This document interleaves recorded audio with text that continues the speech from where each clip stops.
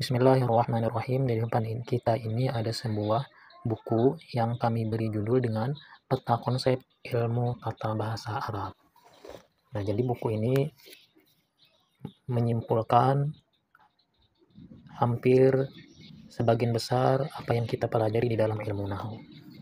Baik, di sini ada berwarna biru untuk ropa, yang artinya bila warna biru pasti ropa, warna oranye pasti nasab, warna merah pasti khopat, dan warna ungu pasti jazam, sedangkan warna hijau pasti mabni. Di samping satunya adalah buku yang kami beri judul Tadribul Muqtadin, yaitu buku latihan.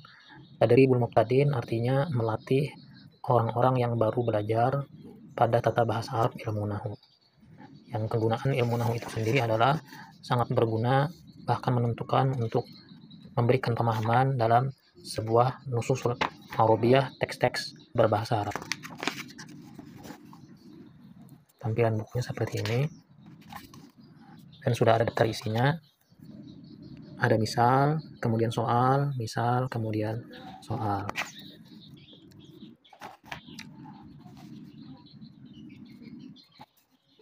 Nah, maka untuk menjawab kolom-kolom di bawah ini, itu bisa menggunakan peta nahwu ini, yang kalau kita perhatikan pada halaman kedua, untuk menentukan itu isim, fi'il, atau huruf, kita bisa melihat tanda-tandanya dulu.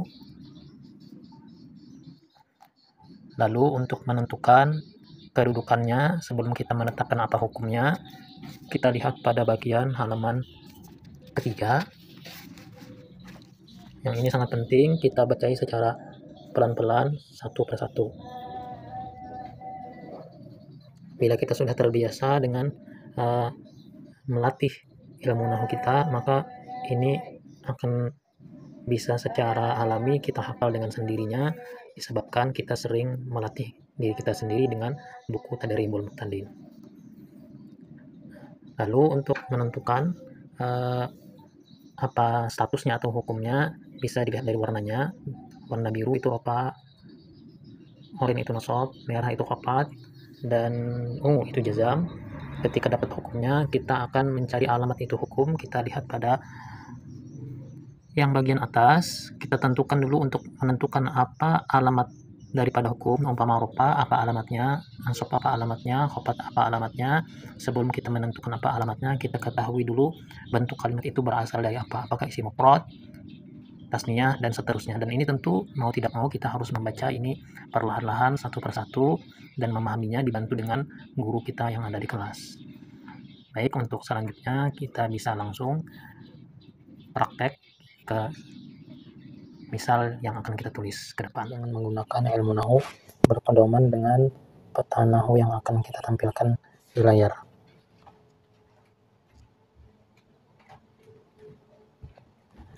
Tampilannya sebagai berikut. Baik, kita mulai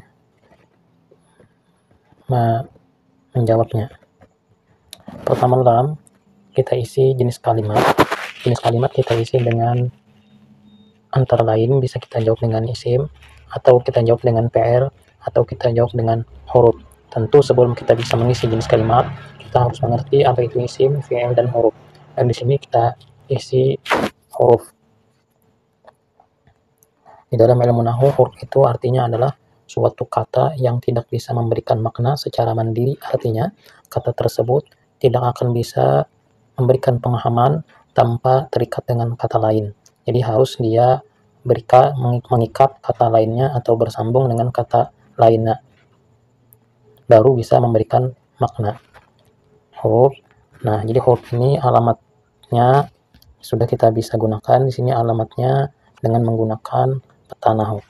Nah, untuk mencari apa alamat daripada isim, fi'il, dan huruf, ini di peta nahwu ada pada halaman kedua bagian atas. Ini halaman kedua, ini bagian atas. Ini untuk alamat isim, ini untuk alamat fi'il, ini untuk alamat fi'il mudhari, alamat fi'il amar, dan ini alamat huruf. Dikarenakan sini tadi kita jawab dengan huruf, maka alamat huruf itu kita isi dengan adamiyah, yang arti adamiyah itu tidak ada alamat.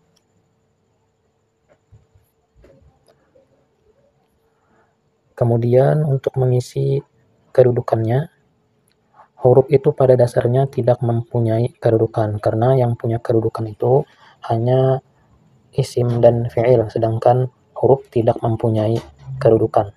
Jadi kedudukannya kita kosongkan, karena kedudukan kosong itu amil otomatis kosong, karena antara kedudukan dan amil itu saling mengikat atau saling berhubungan.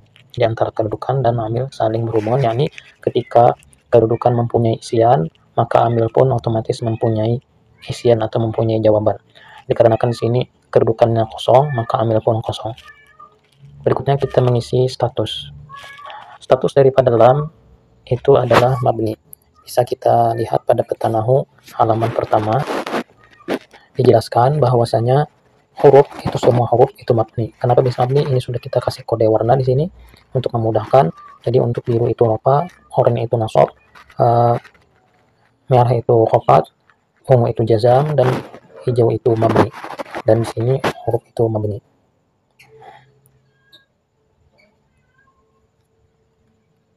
Sedangkan mahal kita kosongkan. Adapun kenapa kita kosongkan nanti kita jelaskan pada misal lainnya. Langsung sini kita alamat hukum, karena tadi sini mabni, mabninya ini mabni alal fathi. Arti mabni itu sendiri adalah luzumu awakhiril kalimi, artinya menetapi atau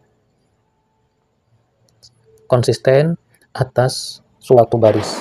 Apabila barisnya itu sukun, maka selamanya akan tetap sukun. Itulah mabni. Apabila akhirnya itu fathah, maka selamanya akan fathah. Berbeda dengan kalimat mu'rab yang bisa berubah, bisa dibaca rupa, bisa dibaca nasab, bisa dibaca jazam. Sedangkan mabni itu selamanya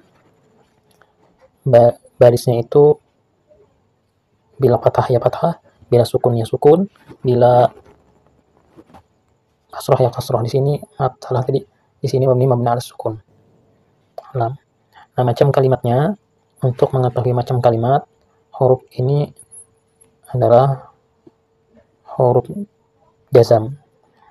Bisa kita lihat pada peta nahu pada halaman kedua ya, halaman kedua.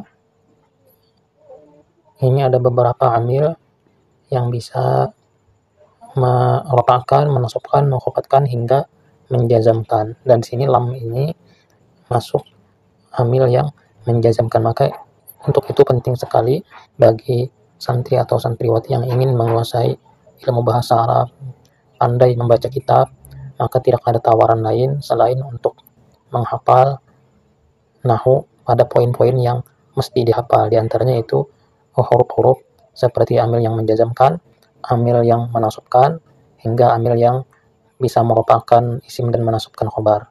Nah, di sini lam ini masuk amil yang menjazamkan. Maka kita tulis di sini huruf jazam.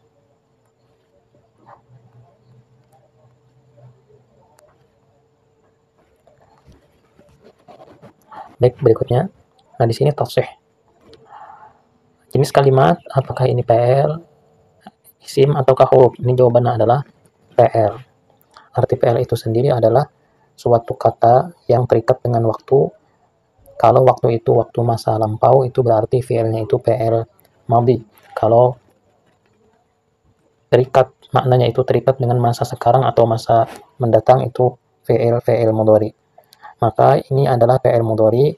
Nah, fi'il mudhari pun bisa dikenali, kalau tidak bisa dilihat daripada maknanya, karena kita bukan ahli dalam bahasa Arab, paling tidak bisa kita lihat dari awal katanya. Di sini ada awal katanya dimulai dengan huruf ta, yang mana itu adalah salah satu tanda di antara tanda-tanda fi'il mudhari. Bisa kita lihat lagi pada peta nahu di halaman yang kedua, yaitu alamat fi'il mudhari, yaitu ya pada awal fi'il mudhari, ta pada awal fi'il mudhari, hamzah a pada awal fi'il mudhari, dan nun pada awal fi'il mudhari. Kalau ya bisa dicontohkan dengan ya fa'ilu, ta taf'ilu, hamzah af'ilu, nun naf'ilu. Kalau di kitab, kalau di buku, kalau di lembar latihan kita yang akan kita kerjakan sekarang, ini tasih, berarti ini jawabannya adalah ta. Nah, untuk kedudukan salah isi ini tak. Nah, untuk kedudukan daripada fi'il ini bisa kita lihat pada peta nahu halaman ketiga. Halaman ketiga pada bagian paling bawah ini ada tertulis kaidah singkat untuk menetapkan status hukum dan kedudukan pada fi'il mudhari.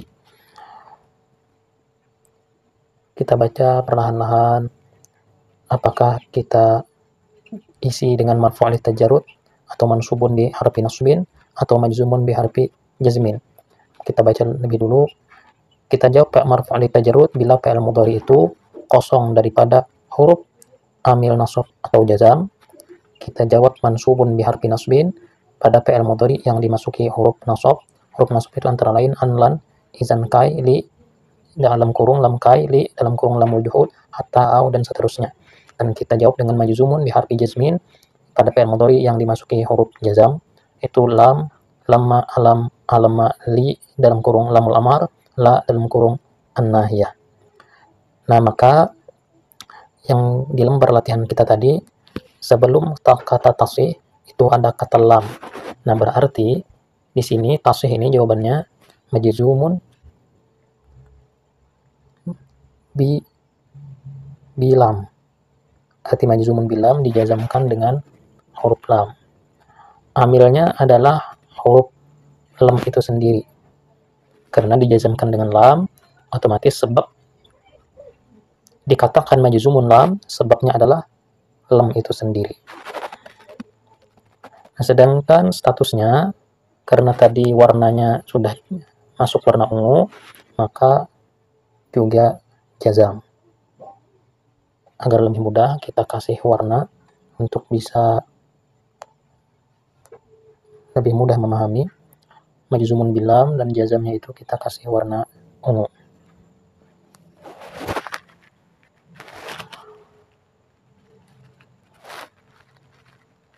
Mahalnya kosong.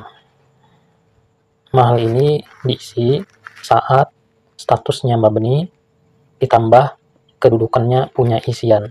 Apabila statusnya mabni akan tetapi kedudukannya kosong seperti ini, maka mahal pun kosong. Dan mahal itu punya isian saat statusnya ditulis mabni dan kedudukannya punya isian. Nanti contohnya kita contohkan di misal yang lain. Nah, di sini jazamnya, tanda jazamnya adalah sukun. Sebelum kita mengatakan tanda jazamnya itu sukun, kita lihat fi'il mudhari ini masuk fi'il mudhari yang mana. Kita lihat pada halaman ketiga, halaman yang sama, yaitu masih halaman ketiga, fi'il mudhari. Di sini ada fi'il mudhari rafa, ada fi'il mudhari nasab, ada fi'il mudhari jazam. Dan di sini di antara fi'il mudhari tadi masuk fi'il mudhari manakah? Tasih tadi. Fi'il mudhari shahihul akhir, fi'il mudhari yang akhirnya bukan huruf illat, fi'il mudhari mu'tal akhir yang akhirnya ada huruf illat, sedangkan af'al khamsah fi'il mudhari yang dihubungkan oleh dhamir tasniyah, a seperti yaf'alani, dhamir waw seperti yaf'aluna, dan dhamir muannas mukhatabah ya seperti taf'alina. Atau 5 misal di bawah, yaf'alani, taf'alani, yaf'aluna, taf'aluna, taf'alina. Nah, dan pada lembar latihan tadi sudah kita lihat sama-sama bahwasanya tasih itu tidak ada huruf illat di akhirnya. Berarti ini adalah fi'il mudhari shahihul akhir.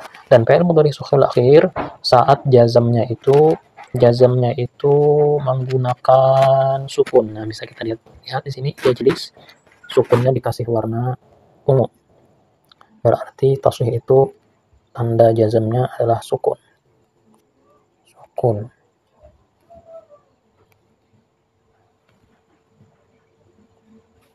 Ini fi'il mudhari shahihul akhir.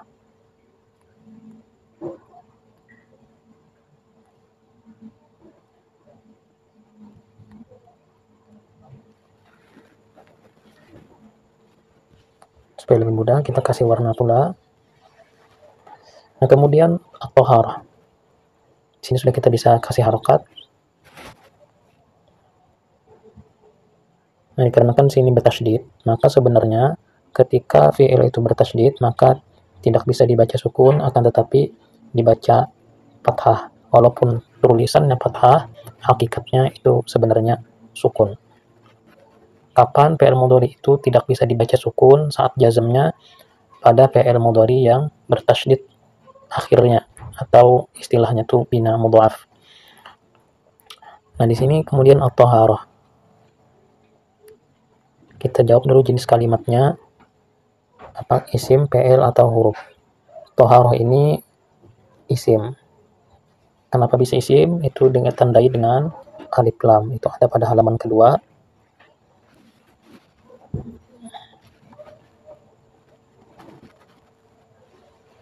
Ini halaman kedua. Tanda isim, mana tanda isim? Ya, samping kanan ada alif lam. Jadi tanda isimnya adalah ada alif lam. Nah, maka untuk mencari tanda suatu jenis kalimat, ini mencari alamat kalimat atau tanda suatu kalimat itu bisa dilihat pada halaman kedua. Untuk mencari sebuah kedudukan itu bisa kita lihat pada halaman ketiga. Begitupun untuk melihat macam kalimat ada pada halaman ketiga. Jadi untuk melihat bagaimana kita menentukan kedudukan kalimatnya ada pada halaman ketiga. Begitupun pada macam kalimatnya ada pada halaman ketiga. Begitupun pada alamat hukumnya ada pada halaman ketiga. Nah, di sini kedudukannya apa? Kedudukannya adalah fa'il. Kenapa bisa fa'il? Kita lihat pada halaman ketiga.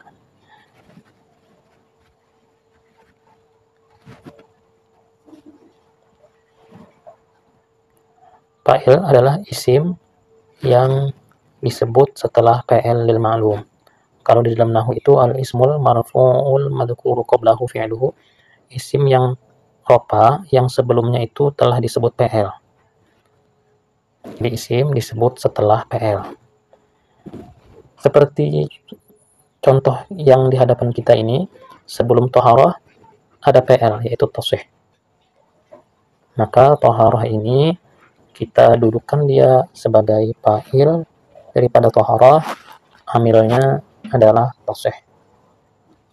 Dan pada peta nahwu, untuk kita mengetahui apa-apa amilnya, ketika kita mengisi sebuah latihan, amil daripada suatu kedudukan, itu ada pada halaman terakhir. Maaf, pada halaman keempat. Nah, di sini halaman keempat. Jadi bila kita jawab fa'il, apa amilnya? Amilnya adalah fi'ilnya. Bila kita jawab tadi apa? Majzumun bi harfi jazmin seperti yang sebelumnya, apa amilnya? Amilnya adalah huruf jazmnya. Nah, jadi fa'il di sini amilnya adalah fi'ilnya yaitu tasih. Dan fa'il ini karena tadi masuk warna biru ya, berarti rofa di sini. Bisa kita lihat lagi pada peta nahwunya, terutama pada halaman pertama untuk kesimpulan dari keseluruhan pelajaran-pelajaran nahwu ini sebenarnya ada pada halaman pertama. Fa'il ada pada kategori isim yang dibaca rofa atau warna biru.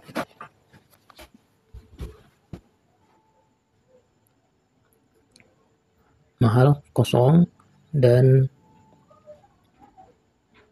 alamat daripada rofanya, maka kita ketahui bahwasanya thaharah itu isim mufrad. Isim mufrad, arti isim mufrad, isim yang menunjukkan makna satu atau makna tunggal. Dan isim mufrad itu rofanya menggunakan dhammah. Bisa kita lihat pada halaman ketiga. Isim mufrad, ketika kita sudah bisa menentukan macam kalimatnya yaitu isim mufrad, maka kita akan mudah menjawab tanda i'rabnya. Karena tadi i'rabnya sudah kita kasih jawaban rofa, maka tanda rofanya itu adalah dhammah. Ini sudah dikasih warna. Jadi kalau rofa untuk isim mufrad itu dhammah.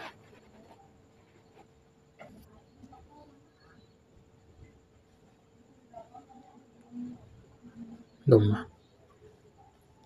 Agar lebih mudah kita kasih warna supaya lebih mudah mengingatnya.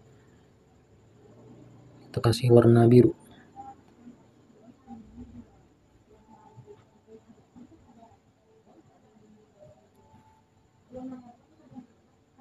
Artinya antara yang dikasih warna itu saling terikat. Ya, ketika kita jawab fa'il itu pasti ropa, dan ketika kita sudah bisa menjawab isi mufradnya, otomatis tanda ropanya itu dhammah. Perhatikan untuk bisa menjawab ini dhammah atau bukan, ini pertama-tama kita harus menjawab bagian paling bawah, itu macam kalimatnya. Ini isi mufrad. Baru bisa kita jawab ini dhammah. Nah, maka sudah bisa kita berikan harokat di sini bahwa toharah itu bacaannya adalah at-taharatu. Sudah dapat barisnya, lam tasihat toharatu. Nabi. Bi ini adalah huruf. Maknanya kan dengan. Huruf adamiyah seperti sebelumnya. Ini kosong seperti sebelumnya. Karena kedudukan kosong, amil pun kosong. Huruf itu pasti mabni. Mabninya mabni al kasri. Al kasri, al kasrati. Ini hurufnya huruf jar. Wa huruf al-khafdi wa hiya min wa ila wa an wa ala wa fi wa rubba wal ba. Huruf jar.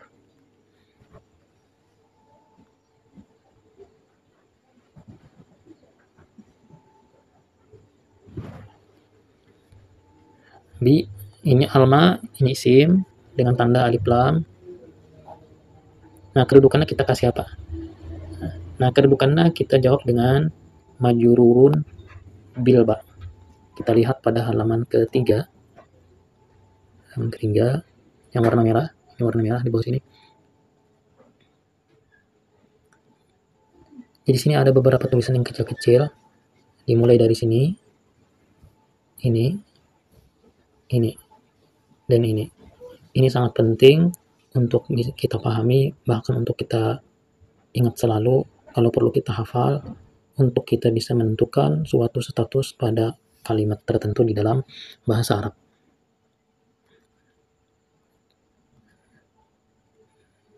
Kita lihat alma tadi, isim yang disebut setelah huruf jar. Huruf jar itu antara lain min, ila, an, ala, fi, rubba, bi. Nah, dalam kurung alba. Nah, di sini tadi ada kan bi, bilma. Berarti kedudukannya adalah majrurun biharfi jarrin. Majrur bilba. Ambilnya adalah huruf ba itu sendiri, yaitu alba, dan statusnya itu khafat. Karena tadi masuk kategori warna merah ya. Ini kita kasih warna merah.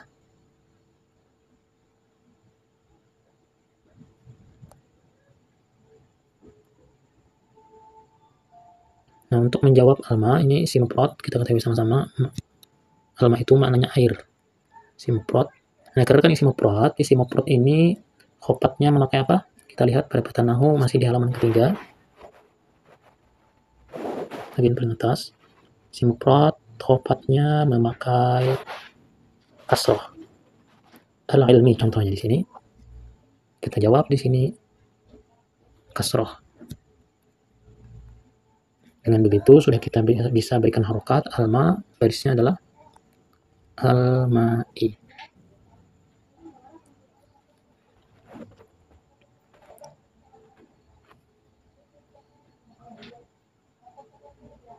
Nah, itulah panduan singkat cara kita menjawab berdasarkan ilmu nahu, beracuan atau berpedoman dengan peta nahu yang ada di halaman berikut ini. Kemudian tadi kita mau kasih contoh yang mabni tapi mahalnya itu berisi.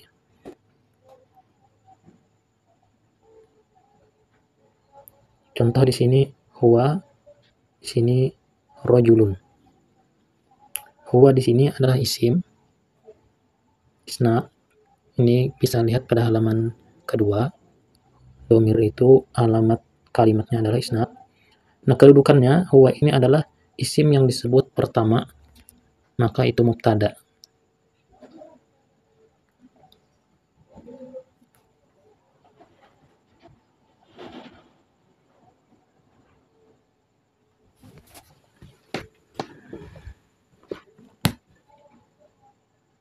mubtada itu amilnya ibtida,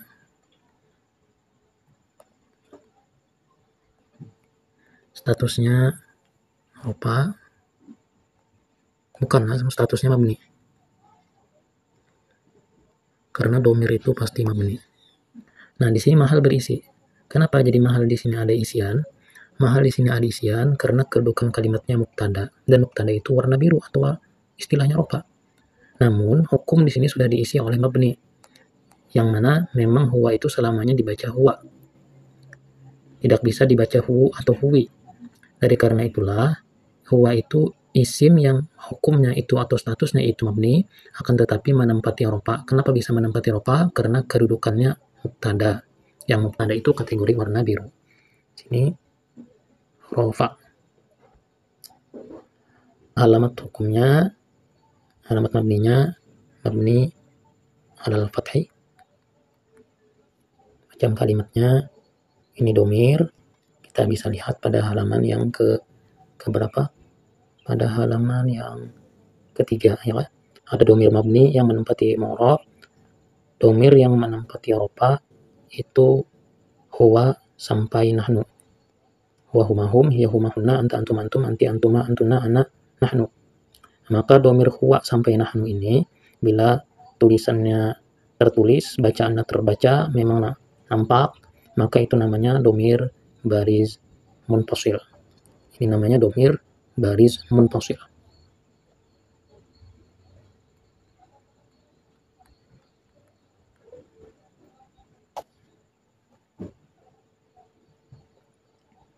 Nah, rojulun, kita selesaikan. Nah, rojulun ini isim.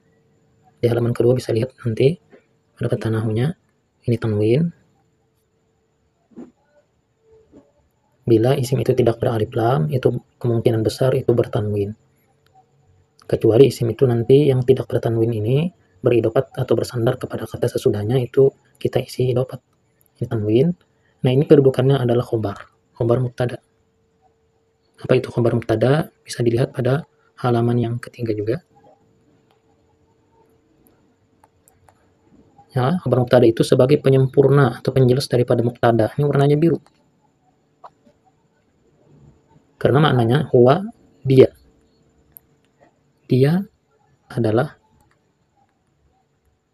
laki-laki. Dia adalah laki-laki. Dari karena itulah kita katakan rojulun ini khabar mubtada. Amilnya mubtada itu sendiri, yaitu huwa. Bisa dilihat pada halaman keempat untuk melihat amilnya apa. Dan statusnya khabar mubtada tadi warnanya biru kan, berarti rofa.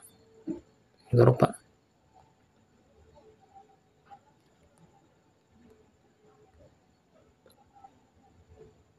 Kosong. Dan rojulun itu isi mufrad. Kita isi yang paling bawah dulu supaya mudah untuk menjawabnya. Isi mufrad. Dan isi mufrad itu rupanya memakai dhammah. Bisa kita lihat pada peta nahu pada halaman ketiga. Isi mufrad rupanya pakai dhammah.